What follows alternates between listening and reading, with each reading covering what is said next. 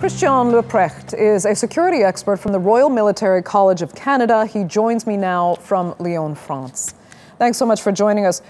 We're beginning to discover now just how many French nationals are actually fighting for Daesh.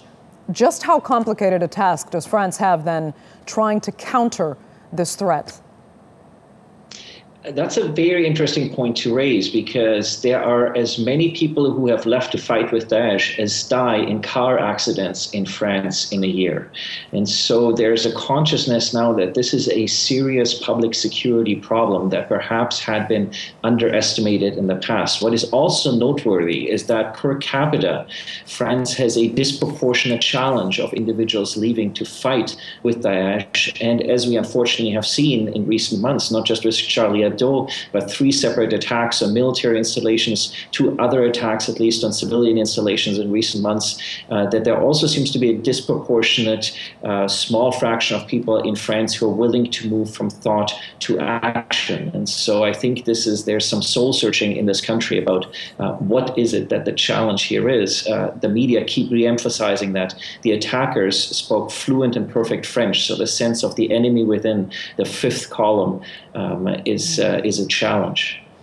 I'd like to ask you if you think actually Western governments, particularly France, are really doing enough in their efforts to prevent attacks like these on their territory. Are they doing their best, or is this just something that's just too difficult to fight? Well, France has a long experience with terrorism and a very good, very professional both police force and security intelligence service. So I think the disconcerting thing here is if an attack of this scale and magnitude and carnage can happen in France that is so well prepared for this eventuality, then really it can happen anywhere. But at the same time, we also have to remember that we do live in democracy, and that security and freedom are, I think, as you're hinting at in your question, complementary.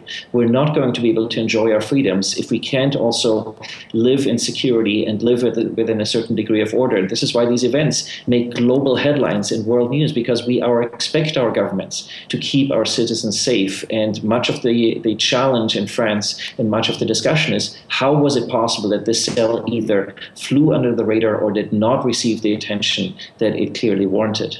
Okay, Christian Leurprecht, we will leave it there. Thank you so much for your insight from Lyon, France.